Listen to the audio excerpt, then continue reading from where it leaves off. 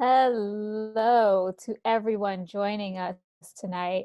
I am very excited about the talks tonight, but very sad that this is the last episode, the last talk in our Art of Activism series for the year. But thank you all for joining us and taking this ride with us. And I'm really honored that our last episode is going to be with three activists that have inspired me to think about the bold and courageous ways we make change in the world. And that fits right into our theme, monumental change. So I want to introduce you to Eva Wǒ, Dr. Maya Knauer, Dr. Christina Castro, as we start the evening with, we hope, which will be some very change-inspiring conversation. Hi, guys. Hi. We're gonna let them introduce themselves, tell you a bit about what they do, and then we're just gonna jump right in. Yahoo. I'm greeting you in my Tiwa language. My name is Dr. Christina M. Castro. I am Jemez Pueblo, Taos Pueblo, and Chicana. I come to you from Ogapoge, Santa Fe, Tewa lands here in northern New Mexico. I am lots of things.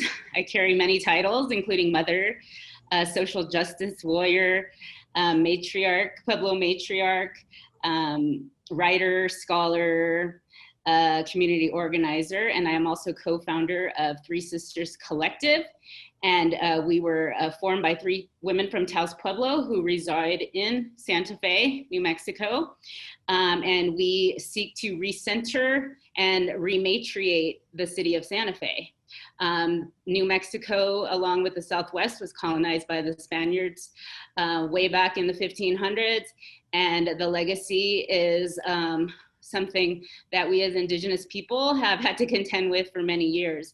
We have always been resistant, we have always been resilient, and we are at the current time in our socio-political, social history where we are standing up, as we always have, for our humanity, for our land rights, for the protection of Mother Earth, for our spaces in city government, for our safe spaces in our community.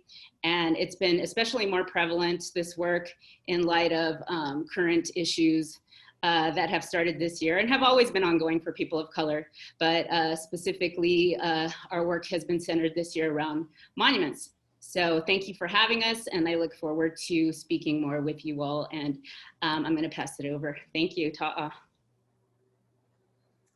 I'm Eva Wǒ, and I'm coming from Lenni Lenape land, also known as Philadelphia. I was originally from New Mexico, northern New Mexico, which is Pueblo, Navajo, Apache, and Ute land. I am a visual artist and an organizer and curator, and one of my main projects is Hot Bits Film Festival, which is a sex-positive film and arts festival that's based here in Philadelphia, but also travels. And we're in our 5th year, although this year we're pretty much on hiatus. But yeah, I'm excited to be here. Thank you so much for having me. Hi, good evening. And I too am, I'm in Brooklyn, New York right now. So this is also ancestral land that was unceded land of the Lenape people, as is all of New York City.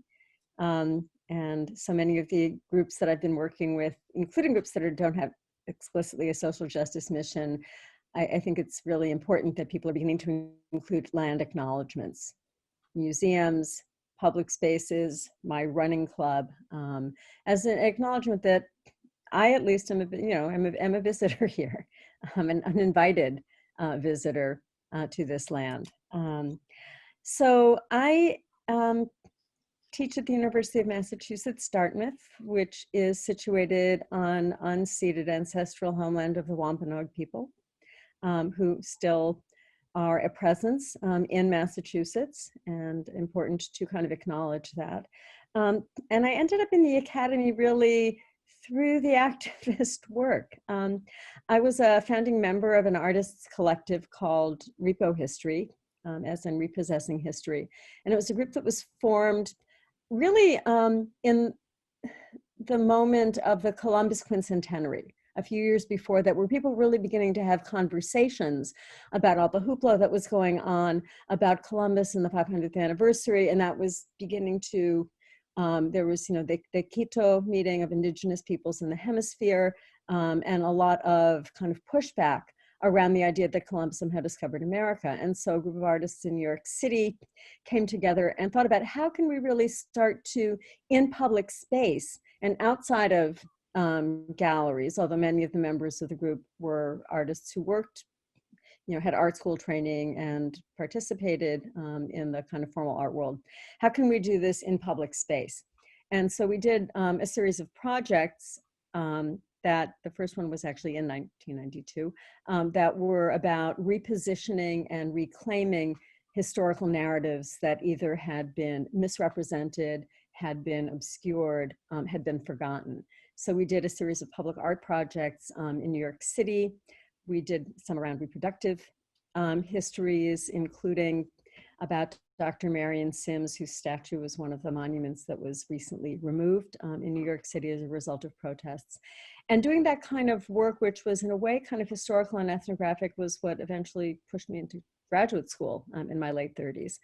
And I continued to, Repo History worked actively until about the late 1990s. It's not active as an organization any longer, but I'm certainly happy to talk about some of the projects that we did. I also have worked on, in the academic sphere, in writing and teaching about monuments and about controversies and how history gets represented in different national contexts, in different cultural contexts, who gets to tell the story, how does the story get represented, and happened to be teaching a class about controversial monuments in 2017 when things started to happen in a more public way about that. I'm really happy to be here. Thanks for everybody introducing yourselves. I'm just sitting here thinking about, the different causes and the different things that you've all founded. And I want to give everybody an opportunity to sort of expand on those a bit.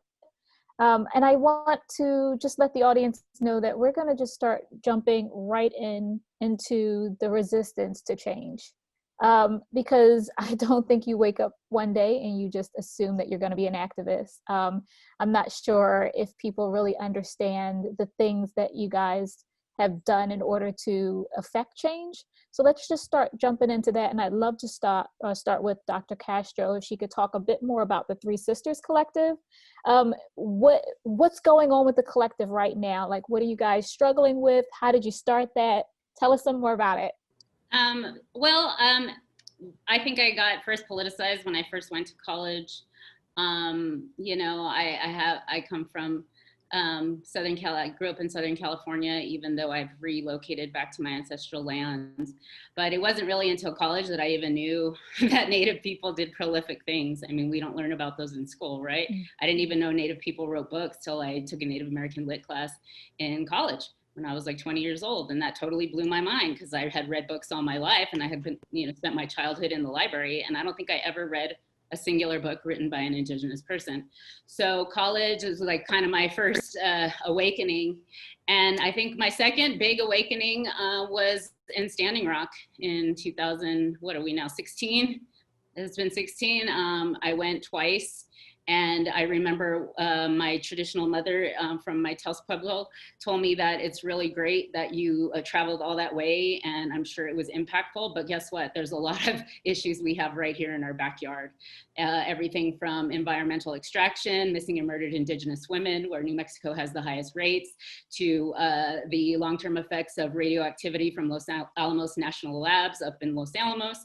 Drugs, alcohol, all the things. So, I think upon getting my education is when I realized the real true disparities of Indigenous and Native American people with the general population. And that's when I think that was one of the motivations to really to try to address some of these in my own capacity. And I'm a mother of a 7-year-old daughter, and I want her to have a different experience than I did growing up and not have the struggles that I did, whether it's finding my own identity.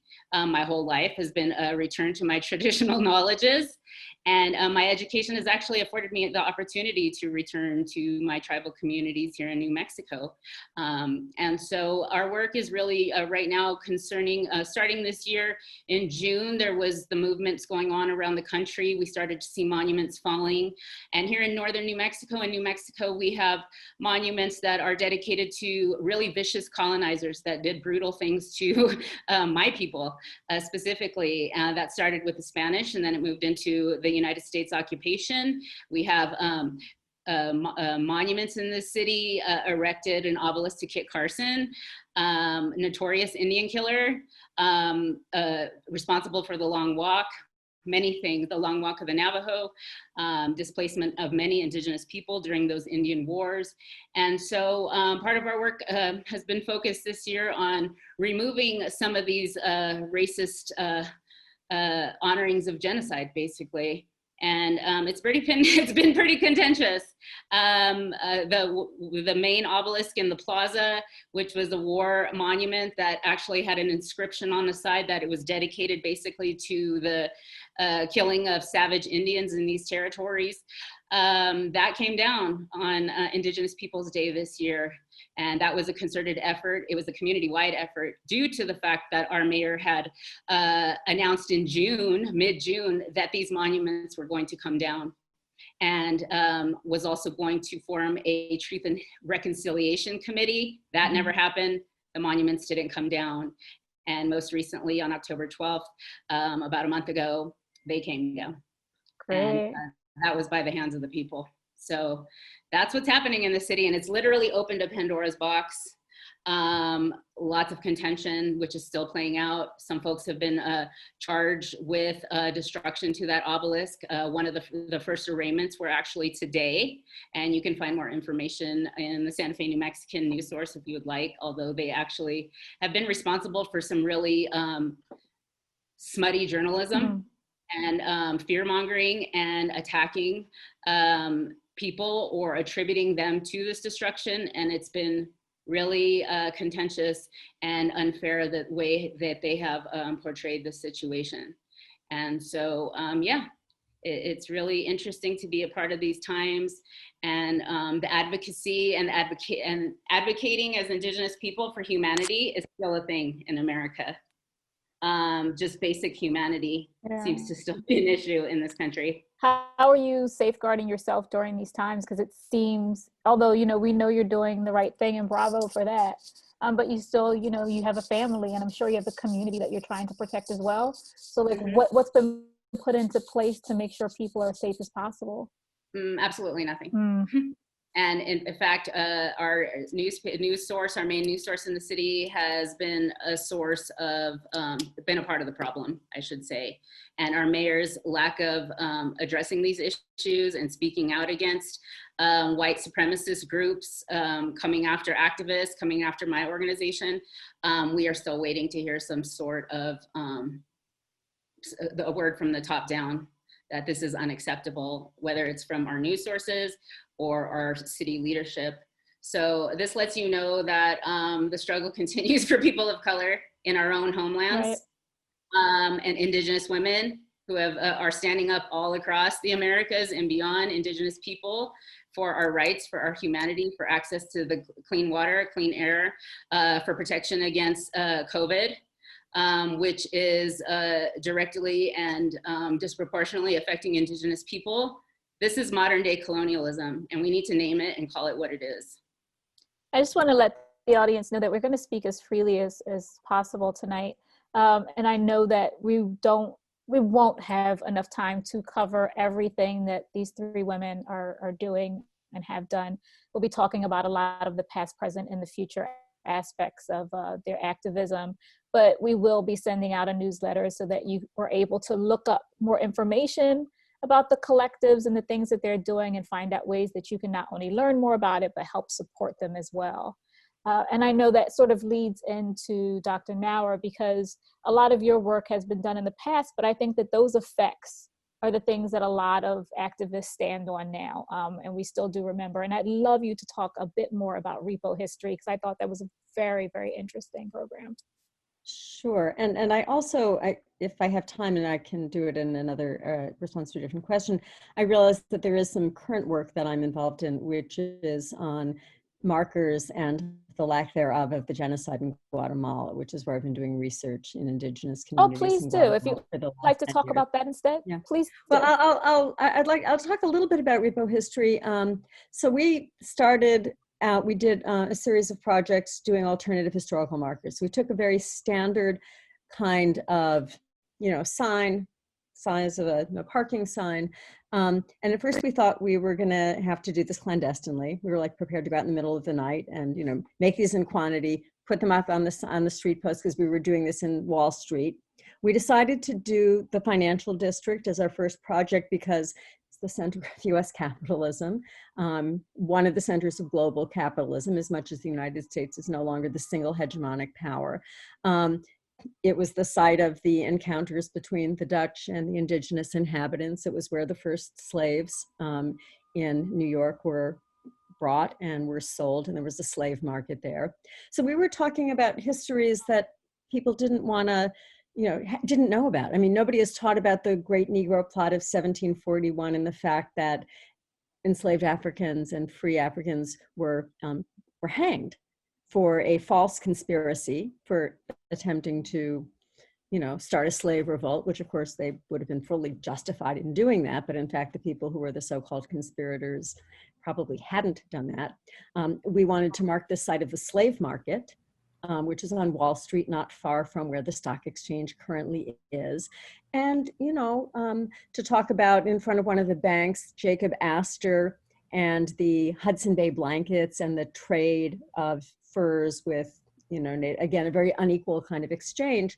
And so we thought we were getting a lot of resistance, and we did get some, but in fact, the city allowed us to do this. And so someone came to us and said, another artist had said, no, just go to the Department of Transportation. The Department of Transportation was, yeah, fine, here are the permits, go ahead and install them.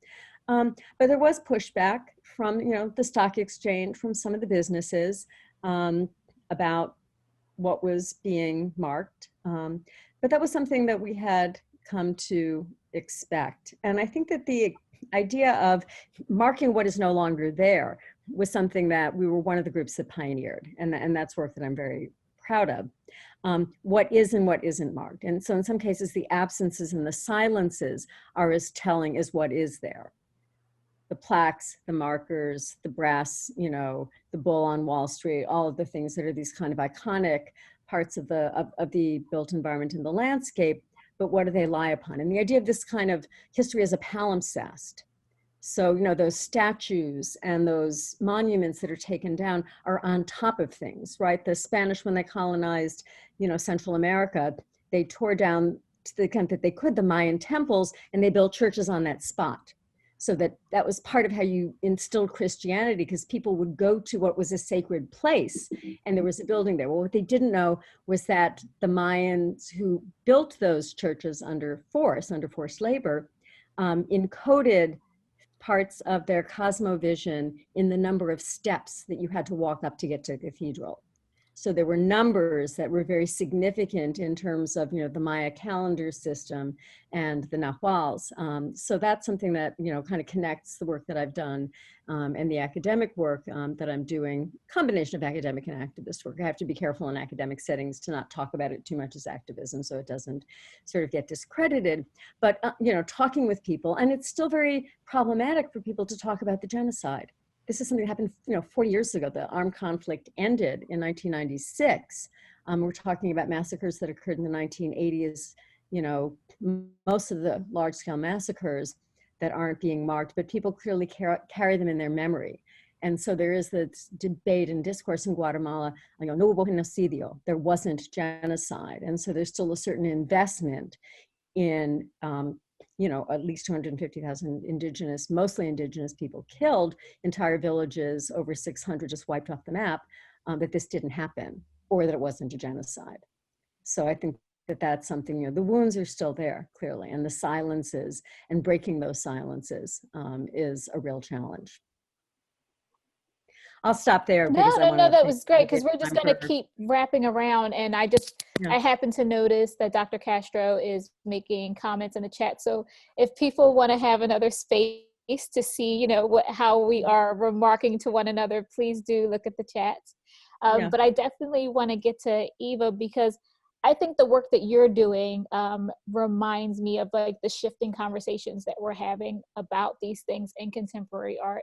So why don't you tell us a bit about Hot Bits and anything that you're doing that you think weaves into the conversation? Of course. Yeah, so Hot Bits is a project that I'll tell you about. It was started after a couple of collaborators and I traveled to Berlin for the Berlin Porn Film Festival. And we saw some really amazing independent short films there that we really felt like people back home here, our local community would benefit from seeing, because in my eyes were open to the fact that there are amazing movements and art making and community building and all types of just beautiful things happening and emerging all around the world. And I feel like film has this unique ability to really capture something that's happening. And then you can just shoot it over to the other side of the world. And then we can watch it and feel like, wow, there's other people like us. So I felt really inspired by some of the films that I saw. I felt like I had to bring it back. And at the time I was doing a residency at the 40th Street Airspace on Chestnut Street in Philly. So I had access to a small gallery, and my collaborator Heartburn and I did like a little kind of an experimental 2-day, what we called a mini film festival.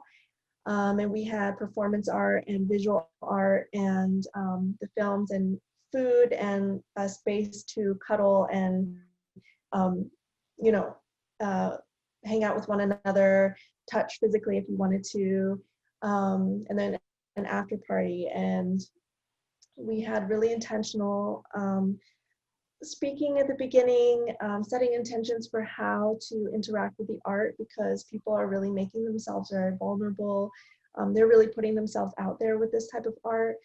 So please respect the performers, and please take care of yourselves. And then we did like content warnings in front of everything and just put a lot of care into the process. And it was such a success. People loved it, so we decided to bring it back the next year and make it a more open. The first one was like an invitation only, really an experimental thing to see how people took it. So then the next year, which would have been 2017, we opened it up and we incorporated more accessibility measures. So we created like a safer space where if you see something that's triggering, or you just need to get away from the films, or it's too much, you can step into this little quiet corner where there's lounging and tea, and we even have somebody there to sort of like process with you if you need to talk something through. We have always the same MC who, you know, goes through a lot of like just intentions, so that you know, the art itself can be a platform for bringing people into the space, but then the space itself really is where community is built and where perspectives start to shift.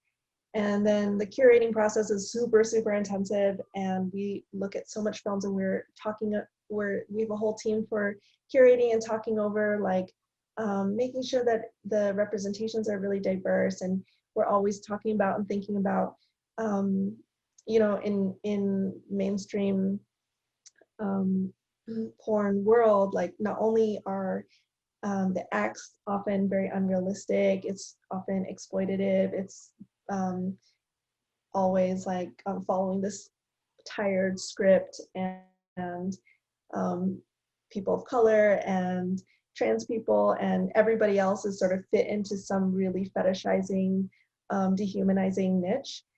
But in our festival, we really lift up like people of color and trans filmmakers, or filmmakers of different backgrounds who are most commonly left out of access to even being able to show their work, or have perspectives that are really important and not seen often enough. So yeah, I feel like this project's been received really well, and we were able to travel and take it to other like smaller cities. Bigger cities like London, Berlin, New York, and San Francisco, they all already have, not only do they have so much resources and so much for people to choose from, and it's kind of a competition to have an event that's like good enough to get people out to that night, but they have a lot of access to culture and resources. And it's these smaller places like rural cities and smaller cities and medium-sized cities that I feel like this type of work is really beneficial and really impactful. The weekend of Hot Bits Now that we've been doing it for years, it's like everybody's there. And people all the time tell me that it's changed their life.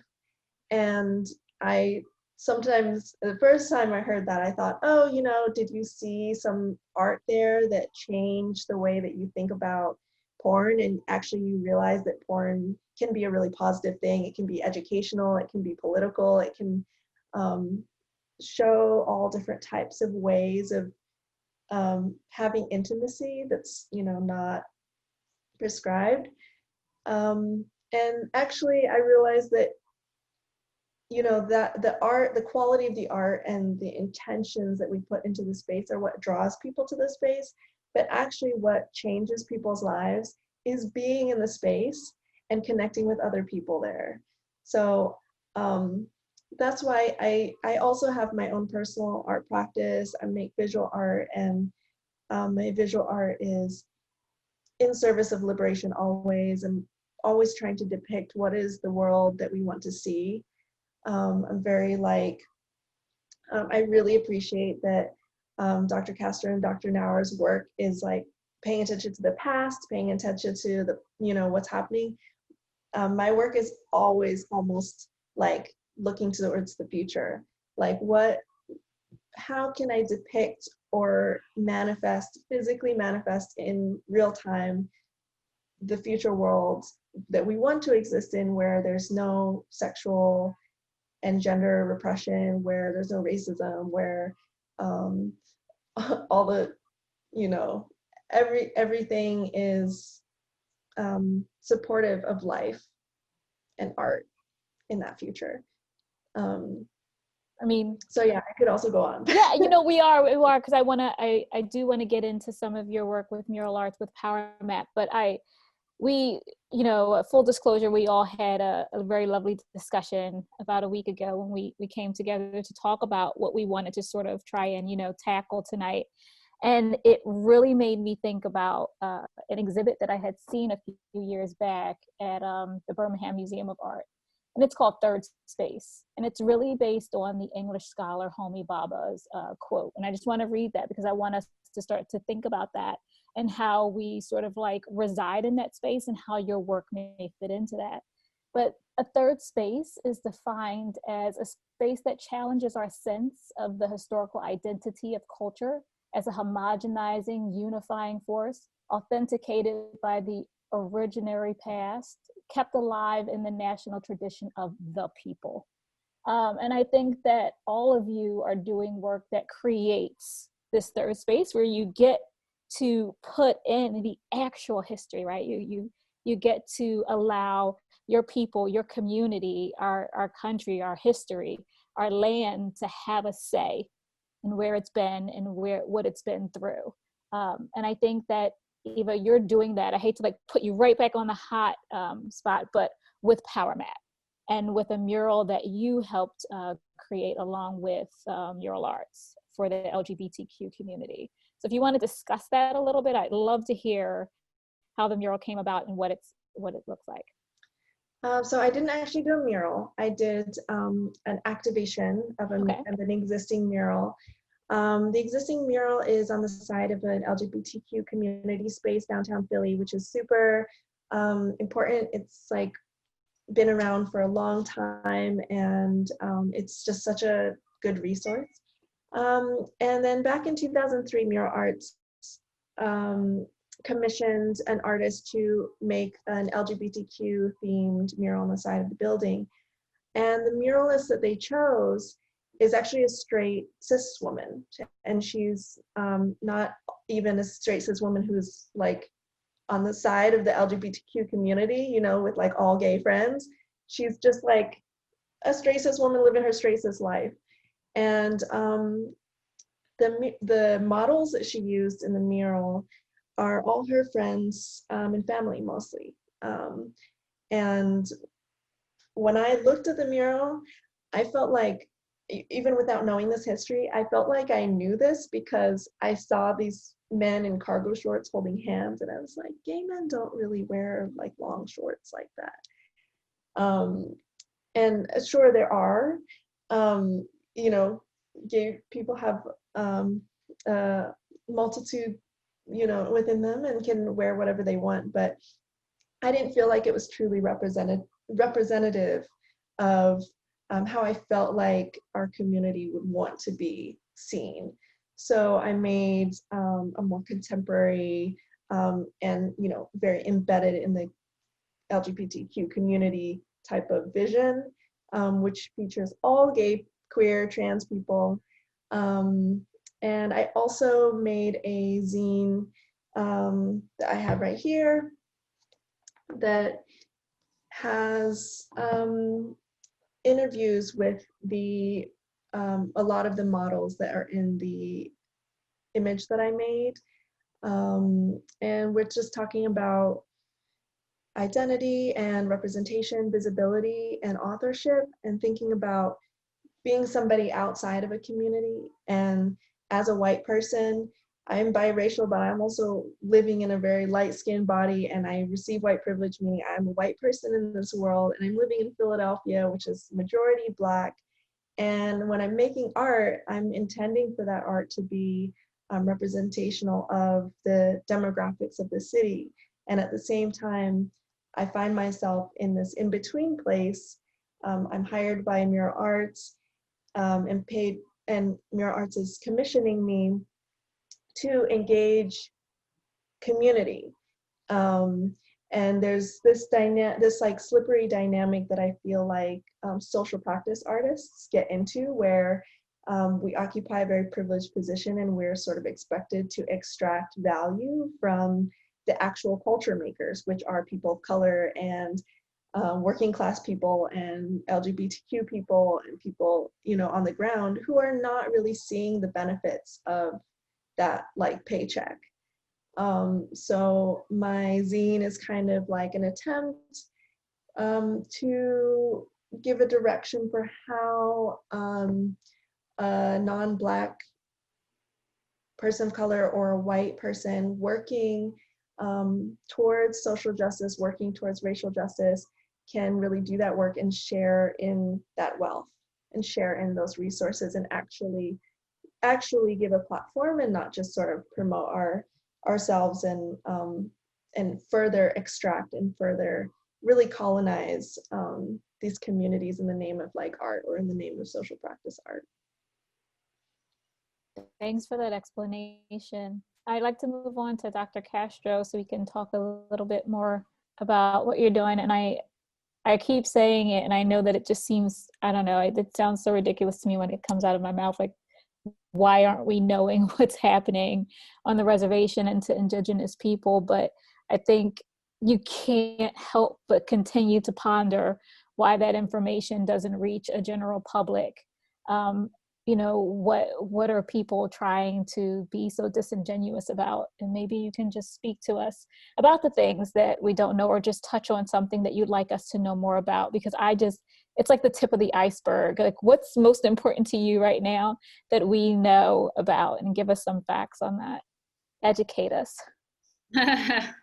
Yeah, well, I'm certainly not the voice of all Native people. So I think that's one thing I'm just always have to put out there, because there's so little representation in the larger media spectrum of Indigenous people, because much like Eva was suggesting, people of color, we don't we haven't had access to media or even representation in those ways. So social media has done a great job of allowing us to mobilize and to create our own sources of media.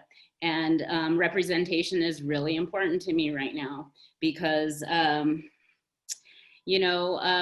think for American Indian, that's a social construct with the whole set of attributes attached to it, including blood quantum. So I think that we, as an American Indian person, because I am federally enrolled, I'm a box. And within that box, there's a certain level of expectation and behavior. And there's also a lot of misinformation because a lot of people assume that Native people only live on reservations, which more than half of Native people are living in cities, and some could very well be your neighbor. So I think right now, like, especially in a place like Santa Fe that is so fueled economically by indigenous aesthetics, indigenous food, indigenous jewelry, all the things, we still struggle for basic representation. So they want our aesthetics, much like they do with Black culture and all the other cultures they extract from, because Western culture is extractive and it's not regenerative, as some of the words we were using earlier. It's just it's a culture of take. And indigenous cultures know that we worship, we operate in a reciprocal and relational nature. So just the way Eva was speaking of people coming together and realizing, hey, there's a bunch of us and we're all doing really awesome things and we're amazing artists, that is powerful in and of itself, to be able to do that in safe spaces that we have to create for ourselves because nobody's going to create those for us. And so when I don't use the term too much, decolonization, which is a big buzzword in academia and communities of color, I use the term indigenation because the way we name things and the way we articulate things is very important. Just the way I don't want to be called an American Indian anymore, it's the same thing. I'm not decolonizing, I'm re-indigenizing and rematriating. So another thing I would like to address too is my engagement with mural arts and my organization. Aside from the social justice activism we do, we received a very sizable grant to create murals in the city of Santa Fe that show indigenous and Latino, Chicano, Latinx, Hispanic representation here in the city, which is currently being at risk of gentrification. There's beautiful murals that were created in the 70s and 80s by noted Chicano and indigenous artists, and the city is now trying to do this nice whitewashing and coming up with this new industrial style of the city, and they want to take away those murals and look in favor of a fresher look. However, in the downtown area, we also have what's known as a Pueblo revival aesthetic, which is very interesting in light of history and how Tewa people were displaced from downtown Santa Fe in really horrific and horrendous ways.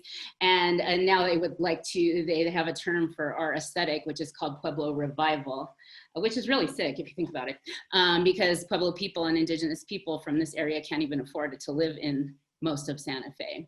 It's a very stratified city economically, and hopefully these murals, 12 murals in total, along with our partners, Alas de Agua Art Collective, which translate to Wings of Water, we will be creating 12 plus murals throughout Santa Fe that speaks to the people and the place and placemaking. Replace-making, I guess you would say, of our contribution to the city. And whether it's through the service industry, we have so many immigrants working in our tourism industry who are at high risk of COVID right now. Same with indigenous people, because we have lots of Texans in Santa Fe who are absorbing and extracting from our culture, but don't want to wear masks. This is modern day colonialism, extracting from people and culture without the reciprocity. And I'm sorry, I like land acknowledgement. It's great, but it's honestly not enough. Right. And we want land back.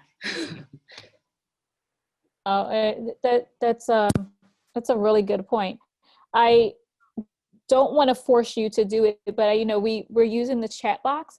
If you would be so kind as to put the language that you wish people would begin to use instead of, that would be great, I think, for some of our participants, because I realize for myself, I'm learning every day, like we're so indoctrinized by certain terms and certain language that it's always great to be able to learn what is more appropriate to use these days.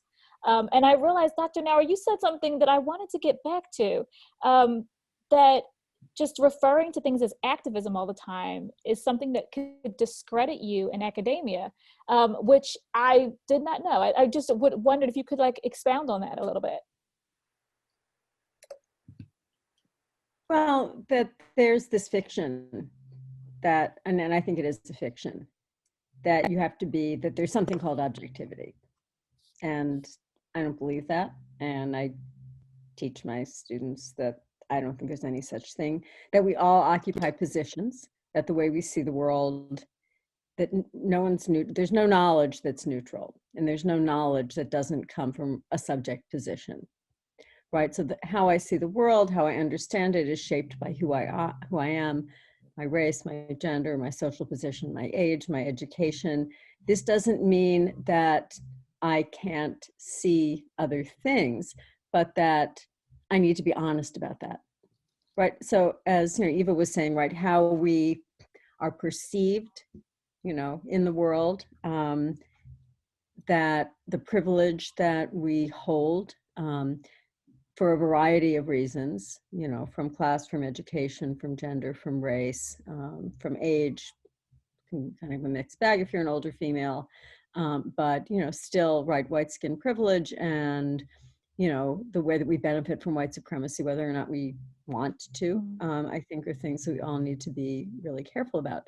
But that somehow that scholarship is supposed to be neutral, and that all that is sort of put aside, right? And that you have this, kind of, you start with a clean slate.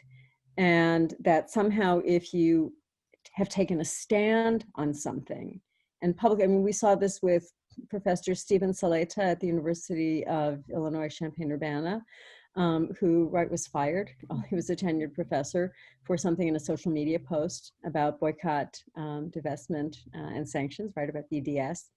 That somehow if you're an activist, then you can't be an academic, that you can't be a scholar. And I think that particularly, scholars of color have come under attack because of statements that they have made, because of positions that they have taken. So I think that that being an activist somehow discredits you, right? Mm-hmm. And it means that what you're saying is you're just like pushing a line, you're just pushing a position, you're forcing something down students' necks. And this is part of the attack, right, on the academy. This is the attack on critical thinking. This is the attack on critical race scholarship. This is attack on many, forms of, from Black studies to Native American studies to Chicano and Latino studies to women's studies, that somehow this is just all, indoctrination. And that it's not encouraging students to think critically, right? So I think that's an area. And I also do, I've participated in protests in Guatemala around indigenous rights. I mean, I'm there observing what's going on, but I'm also part of the protest. And does that mean that I can't write about it in a way that is so-called objective? I also want to go back to this question of extractivism, because this is something that a lot of, right, that scholarship on Latin America, scholarship on Central America, scholarship on indigenous communities has been dominated by Eurocentric scholarship. And so, how can we think about those of us who are not indigenous, who are not from Central America? How do we write about this? How do we engage with this in a way that actually honors, and what kind of reciprocity can we do so that it's not just another extractivist industry, right? What is our responsibility? How are we accountable to the people with whom we are engaging, and the people whose histories we are trying to look at critically, and trying to, to lift up stories that haven't been told, things that have been submerged or have been silenced. So that's, that's an important responsibility. And I think the issue of accountability, and again, in mainstream academia, it's just not talked about. I mean, to some degree within anthropology, yes, because we've been part of the colonial apparatus. And I teach a very critical, this is start out in intro to cultural anthropology classes, talking to students about anthropology's roots in the colonial enterprise. And then, how can we still make use of the idea of, observation and looking at multiple sides and multiple perspectives, and realizing, as Christina was saying, that communities are not monolithic. right? There isn't a single Native American Indigenous perspective, and that, you know, we all speak from who we are and where we are, and we can talk about things that, you know, what we've been entrusted with. Right. Right. And so that's a relationship, I think, that, you know, and in doing, I think, activist art as well, that, you know, what is the trust? What are you giving back to the community? Are you just kind of parachuting in and doing an art project that you've gotten invited to? And I'm not talking here about anything that anybody here has said, but in general, you know, when artists get commissions or you come in or you're invited, you know, what's your responsibility? What's your accountability to the people whose story you have been entrusted or asked or responsible to tell? And we know the kind of, you know, history of community murals, you know, that started as things that came from the community, people who were embedded in communities, you know, in the 60s and the 1970s, the entire community arts projects. So these were things, there was actually used to be government funding for this stuff. You know, this was CETA, the community, you know, the training program where young artists were given money to learn and to do things that were in their communities. I'm not saying that that was kind of a panacea, but, you know, these things, community murals started from the communities, and then murals became kind of fashionable and art and business and ways that cities, and I think we also had to look at from the other side of how public art gets used, you know, to kind of mask or to kind of put people into acquiescence. It's like, okay, well, we destroyed your neighborhood, but we're going to put up here's a mural about Harriet Tubman. You know, we displaced all the Black people from this neighborhood. You can't afford to live here any longer, but here's a statue for you. Here's a mural about Frederick Douglass. You know, here's a mural about these great figures from the past, as that community has been, or the past has been erased. And so that's really, I think, you know, and then if you get asked to do a commission or to do an art piece, you know, thinking about being conscious and aware of the history that you're stepping into. Right. Before I let you go, Dr. Castro, I just want to say to our participants that are listening in, if you have any questions for our panelists, because we're going to have to open up our Q&A in a few minutes, please do use the Q&A feature here on Zoom, and we'll get to as many of those questions as possible. Dr. Castro, I'm going to let you go ahead because I saw you raising your hand. Well, it's interesting that you mentioned that, because as a result of the obelisk coming down, the city put up this boarded box around the base of it, which is still there for who knows what bizarre reason. But they put this wooden box around it, and then the Arts and Culture Department within the city was going to start to recruit through their programs some artists to come and re-envision what's possible on the faces of these four walls around the what's left of the obelisk. And one of the artists they had contracted contacted our organization, kind of inquiring if we wanted to participate, and they were already going to bring in some young Native people. And we had this long conversation, because it seems like ever since this obelisk went down, it seems like people are already trying to capitalize on what's going to come next.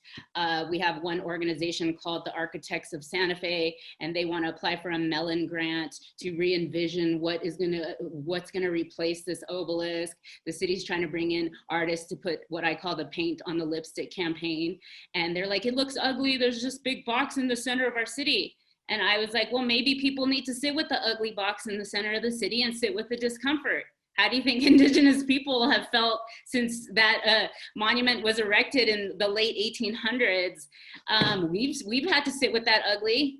And so it's really interesting how people, back to the extractivism of even the art, especially in Santa Fe being such an art-driven town, you have, you know, the whole Georgia O'Keeffe influx of artists who are still coming for Georgia O'Keeffe. And that's part of gentrification in this city. So you really have to understand as an artist, as a visitor on other territories, what you're getting into when you're taking that art contract to beautify a certain place or a thing. And so I'm really glad that artists contacted us and had enough insight to say, hey, is this something I should be doing? And she actually later went back to the city and withdrew her employment with enacting that, because no, you're not going to take Indigenous kids now and have them paint pretty pictures around the box around the obelisk. You know what I mean? And on top of that, we don't want another statue. That's so white. What do you want? What do you want? We want a garden. We want access to fresh fruit, like the people that shop at Whole Foods in Santa Fe. We want clean water. We want clean air. We don't need another exaltation of a singular individual, because that's very white. Yeah. That's not indigenous. We want things that affect change in our communities, that help us live every day for the better. And I'm not sure why our officials or why other people don't get that. I just want to say for our Q&A, please, we have at least 29 people still on with us. Thank you for riding this out with us, because I know we've gotten pretty heavy tonight. But ask the questions that you'd like to ask. Just remember to do it with mindfulness. This is never an easy road, you have to humble yourself in order to learn more. But every day is an opportunity for us to be able to build more safe and inclusionary spaces. So please do ask the questions that you'd like to ask of our panelists. Somebody saying, oh, Dr. Castro, they're agreeing with you. What about the Truth and Reconciliation Committee that was promised by the mayor of Santa Fe and the dialogue with the indigenous community that I'm supposing did not happen? As long as indigenous women are being targeted in this city through the media, the journalism, and the mayor's office by not taking a strong stance against what is going on and the charging of folks, including indigenous people, with the takedown of this, there is no truth and reconciliation. As long as indigenous women are under attack, it's null and void, and it should have happened months and months ago.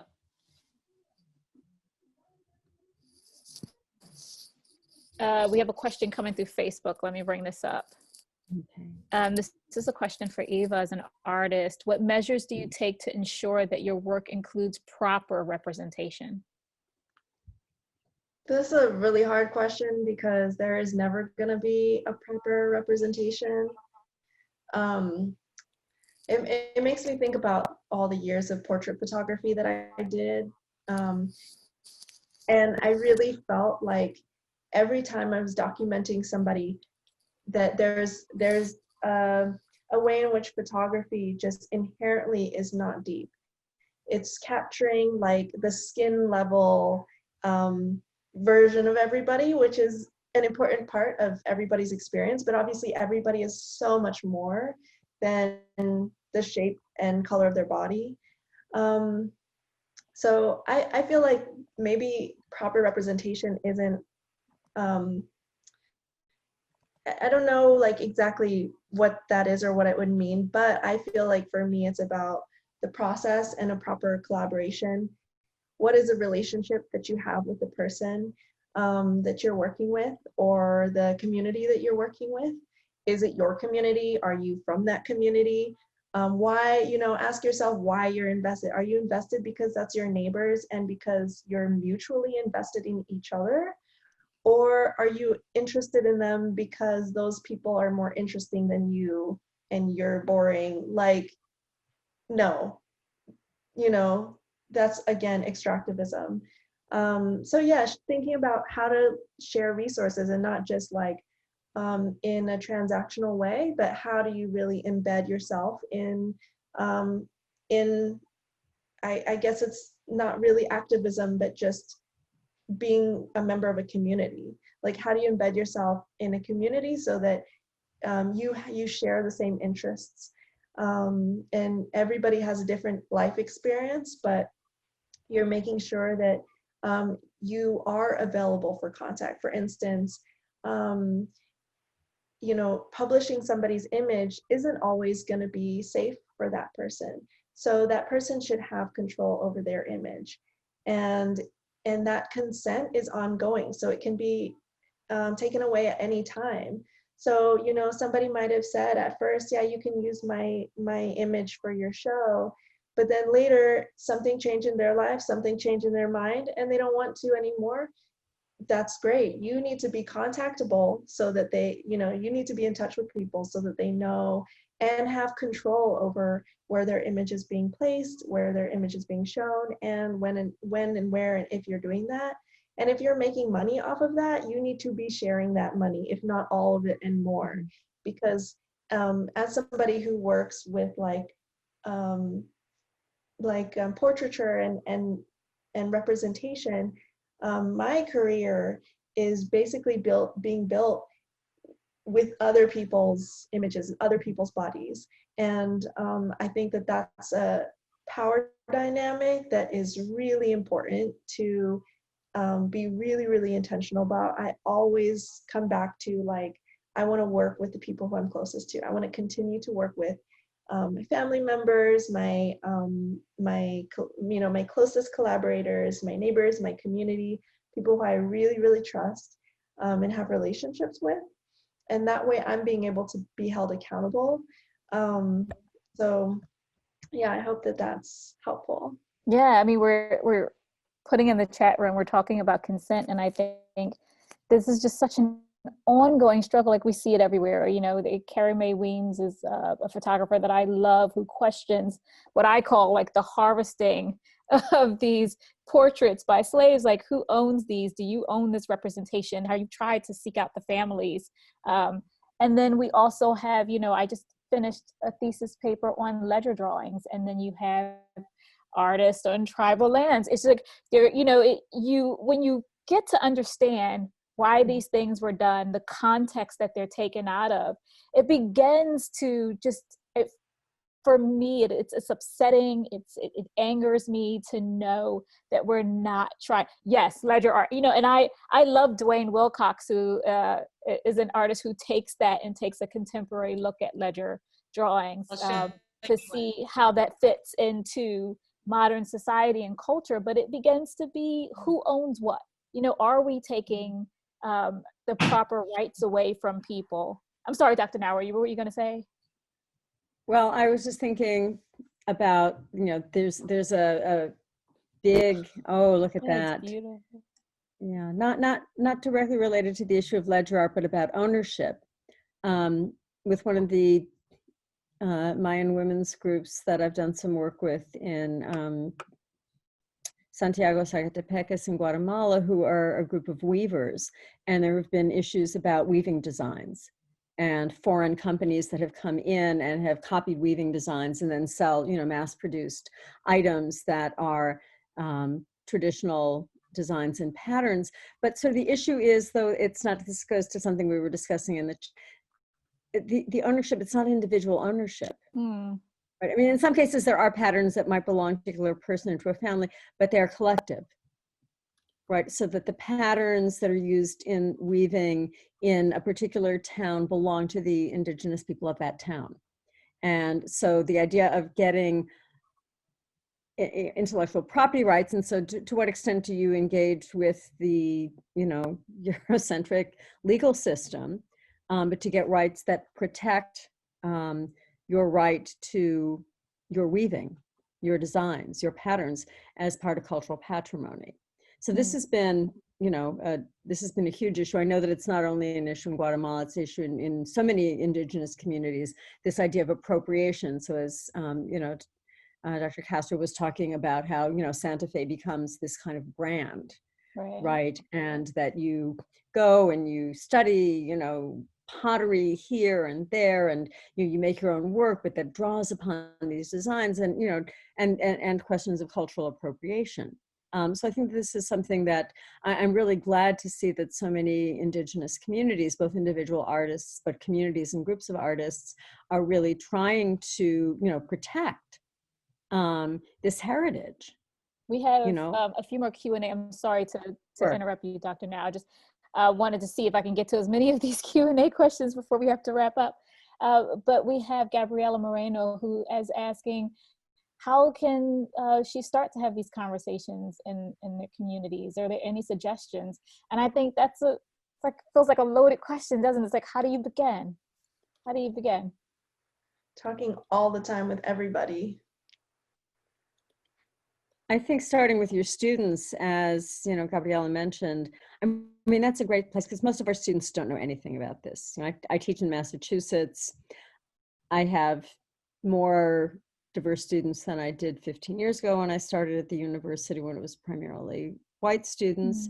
But people don't know, you know, students don't know this history. When I tell them, oh, did you know that the whole western third of the United States used to be part of Mexico? They're like, what?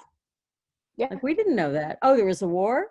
Oh, California was part of, was part of Mexico? She's saying You know. that too. She's saying, you know, she's from El Paso, and she lives in Las Cruces. And she said that, you know, they have limited resources and they're dealing with a lot of closed-mindedness. And she's saying also, like, FYI, the Border Patrol was created in the same region. Absolutely. And this shows the ideologies that are practiced in this border. So, you know, here's someone just like knocking up against the wall, trying to, you know, get some knowledge into her students. And I wish we had more time, Gabriella, to delve into this more, but keep checking this chat. I'm noticing Dr. Castro is like rapidly typing.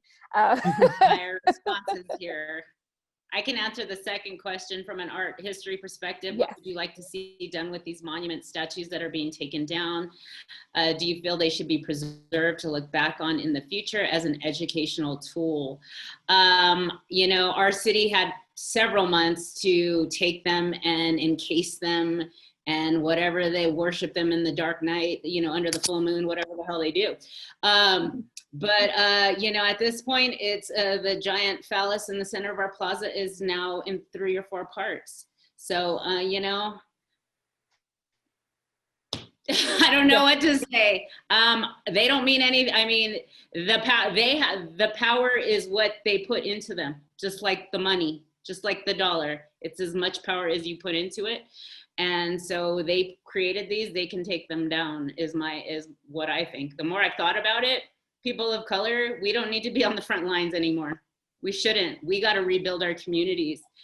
We didn't create these monuments of destruction, and people, they should take them down and do whatever they want to do in their extractive museums. Okay. I kind of felt like that this year. You know, I got to the point where I just sat back and it's just like, you know what, I'm going to rest because this is our reality 365. And I don't think I need to do anything more. I'll let everybody else catch up with us. And honestly, if they cared as much for Indigenous women's lives and Black lives as they do those monuments, maybe we would be somewhere in this country. There you go. Do we have any closing remarks? Because we're at the 6:32. I could keep talking for forever, but I know we've given you guys so much. I want you to be able to have some time to digest this material, to be able to think about it. And like we said, everybody will get a follow-up newsletter with more information. Please do check out, in the last few minutes, our webinar chat, because everybody's been chatting and giving more information there as well. But if you guys would like to wrap up with anything, please do. I just want to say that I think, I mean, this is such a productive and fruitful dialogue, but I also hope that everybody came away with some discomfort, because I think that's where we learn. And I was saying in the chat that part of my goal in teaching is to make students uncomfortable.